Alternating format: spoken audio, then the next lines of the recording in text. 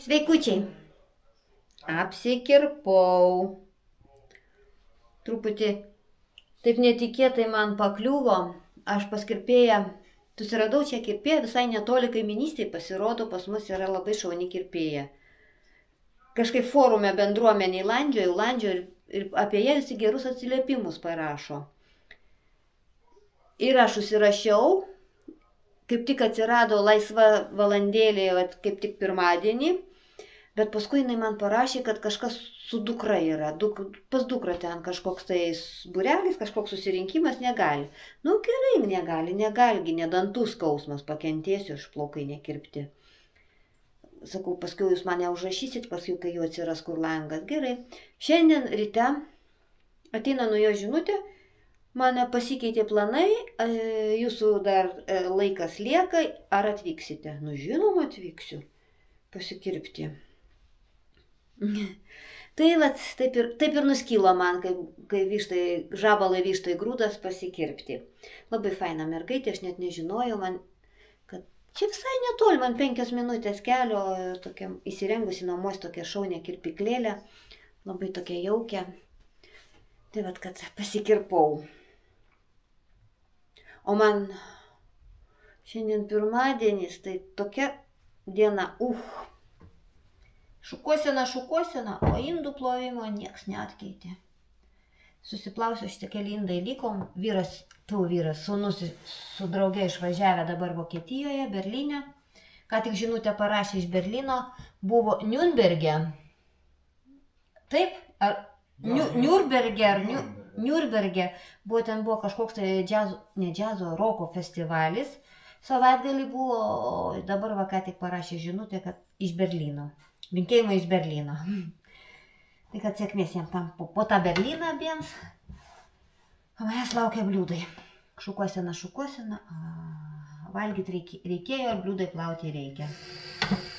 Šiandien pirmadienis pas mane tokia beprotiška diena, bet aš pastebėjau, jeigu aš pas mus pirmadienį darbe, visur būna užkrauta toks tempas, visur būna juodas pirmadienis, kaip aš sakau. Ten reikia, ten bėgti, ten tokie reikalai tvarkyti, paskui čia parašė dar kirpėja, ten dar šiandien ieškojom dar šeimininkai, kur būtų remontuojam grindų dangos. Tai va, sukausi kaip vijurkas, kaip vijurkėlis.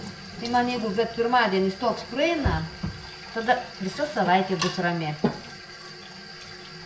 Nu, čia aš nežinau, čia kaip zakon podlasti.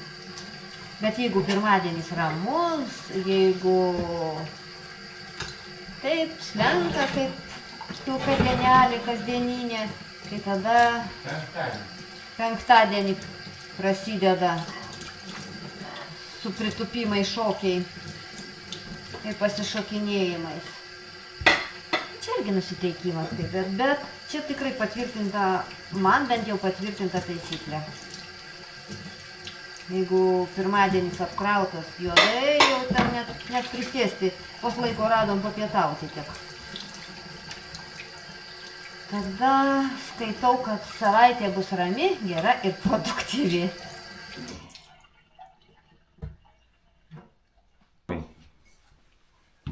Vat sėdim su vyru ir žiūrim lašišą. Buvom sekmadienį Norfoj, kaip tik buvo akcija filė lašišų. Filė su oda buvo po 12 eurų. Mes nusipirkom visą šitą filė, pusę tas, per viso žuvies filė, kilogramas 300. Ir aš ją užsūdžiau, tokiais gabaliukais. Tai va, susipjaučiau, užsūdžiau, susuku, dabar dėsiu į kamerą, o vieną valgom. Nes folgą aš suku, nes termiškai nieks neapdorojama. Ir mes dabar žiūrim, kiek jį kainuoja aplamai. 4 eurai 100 gramų. Sodelė, 5,5 eurų. 5,5, 4 eurai. Nu, panašiai 4 plius minus, apie 4. Tai kad paskaičiavus, mums kainuotų 52 eurų, jeigu mes po 100 gramų prisipirktumėm šitų visų parduotuvė įsūdytų. 13 po 100. Jo, 13 iš 4, net 13 50. 52 eurų, mes sumokėm tik 16,67. Šio kartą apsimoka ir namuose daryti. Namuose gali druskos savo normuoti įsidėti, man visada, kai perku iš parduotuvės, būna per sūrios jos. O namie normuoju, aš nelaikau jų šaldytuve, o vieną valgom gabaliuko, o kitus į kamerą susidėdu ir visai skonis nepasikeičia. Vita pasikirpo, pasižiūrėkit. Ja. Išdariau tave. Jau galvojau, kad baigėsi mano pirmadienis ir nuėjau į sandėlį ir atradau tokius bananus. Reikia juos supjaustyti ir sušaldyti. Dar palik dienai, tai kas iš jų šlyną nais. Tai kad susipjaustysiu, nusilupsiu, supjaustysiu, dėsiu šitą padėklą riekeliam ir į šaldiklį. Tinka šaldyti, kodėl aš ir ledus darau kartais, dedu į plaktuvę, sumalu, man skanu ir ledai tokie bananiniai būna. Bet kur galima šaldyti, tai kepinį dėti. Kad dar pirmadienis man nesibaigė. Tu man užmiršk tos bananus.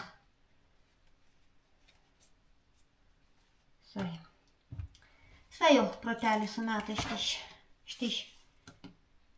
Kukų, štiš kukų. Gerai, kad atradau dar, tai būtų iš vis košė. Nieko. Nes geras šeimininkė niekas. Niekas neprapuolė. Ne pati pasigirsi. Kas pagirs? Jeigu ne pati. Susipjaustysiu, susišaldysiu. Tinka visur, aš tada paimu ir atšildau. Kepiniam įdedu ir sutrinu, kaip sakiau, jau tikrai jau.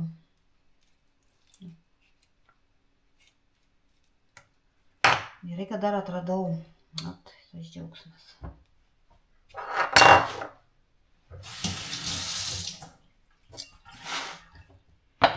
Taip gražinėliai susipjaustus, susidėsiu.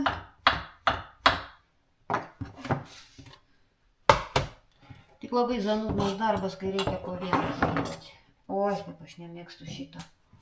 Oi, kaip aš nemėgstu tokio. Nu, atrodo, mėgsti, ten irgi knibinėtis reikia, rankdarbis. Nu, darbas darbui nelygus, va šito nemėgstu, o mėgsti mėgstu labai.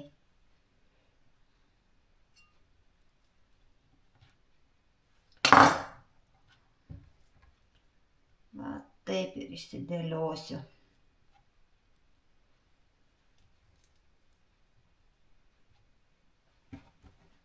Ir dar kruopyčių neužsipyliau, rytoj pusryčiui. Vatką neužmiršti. Va taip, va susipjausčiau. Tokį plasmasinį padėklą dabar dėsiu į šaldiklio dėžę. Užšaldysiu, paskui pasidalinsiu į maišelius. Čia galbūt ir daugiau, kai malu, įmetu gabalus.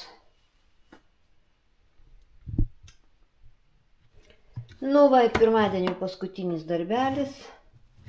Užsipilti kruopas.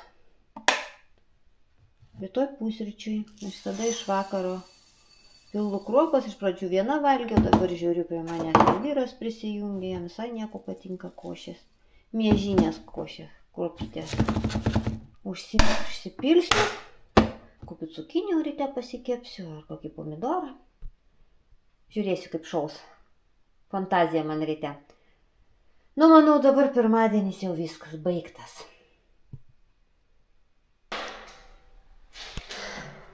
Ir vėl statybų pamokėlė. Ne tik pamokėlė, o kiek patirties pasidalinimas ir žinių pasidalinimas. Šiuokart apie dažus. Apie dažų pirkimą, jų paskaičiavimą ir dažniausiai daromas klaidas, kurios nukenčia jūsų kišenę. Mes irgi dirbam su šitais dažais, aš su jais prisipratinau, išmokau su jais dirbti. Kiekvieną dažą reikia, būtent ten yra įvairiausių ir kiaušinio kevalo stiprumas ir nu įvairių, bet dirbam būtent su šitą markę. Tai kad Kokios klaidos daromos perkant dažus? Jūs pasiskaičiavot kvadratūrą, daleiskim 150 kvadratinių metrų sienos. Ir nuvažiuojat į dažų parduotuvę ir pasakot, man prašau dažų 150 kvadratų. Konsultantas, sušauks ir jums paskaičiuos 150 ir jūs atsivešit tiek dažų, išdažysit tas sienas ir dar kaip visada, iš patirties galiu sakyti, trečdalis dažų lieka net nepanaudotų. Tai kad perkant dažus, ne visada pilnai kvadratūrai pirkit. Pavyzdžiui, mes šitam būtui yra apie 145 dažomų sienų kvadratūrą, mes ėmėm tik 100 kvadratų. Kažkur 25-20% nedaimam. Geriau aš užbaigus nuvažiuosiu, dasipirksiu tą mažesnį kiekį arba mažesnę kiekį arba tiek, kiek man reikia. Aš dasipirksiu, nepatingėsiu, nuvažiuosiu, negu paskui niekur tu dėti dažų. Mums irgi klientai, pasimkit jūs, mums nebereikia, viskas išsidažė, kur aš dėsiu, o mes kur dėsim. Jūs statybininkai, jūs kur nors panaudosit. Dažai ir spalva yra individualus dalykas. Kiekvienas savo renkasi spalvą, kiekvienas savaip nori dažyti. O ką mes ten padėvėtų tonuotų dažų krautuvę kybą darysim. Ir dar be to jie turi ribotą laiką. Genda. Tai kad perkant dažus, nepatingėkit suvažinėti 2 kartus. Aš netgi su šitais dažais žinantį, jau seniai žinau, kad jų dengimą, žinau jų panaudojimą ir tai nerizikuoju pirkti visai kvadratūrai, nes nežinau, kaip šitos sienos suvalgys. Gal jos iš vis mažai jums, o gal ir daugiau jums. Pritrūkus nuvažiuosiu ir dasipirksiu reikiamą kiekį ir bus tik tiek, kiek reikia. O ne dar lieka 2-3 kibirai. Kibiras irgi dažai yra brangus, kibiras beveik, aš nežinau kiek, 10 litrų kibiras, tai tikrai apie kokius 60 eurų, 70, o gal ir daugiau, priklauso nuo markės dažų. Pigesnių yra ir brangesnių. Tai vat, kad esmė, nepirkit pilnai kvadratūrai dažų. Baltą bazę nupirkę dar galit priduoti, baltą bazę dar priima.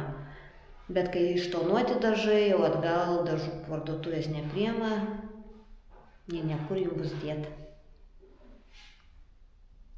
Šią kartą tiek. Iki sekančių.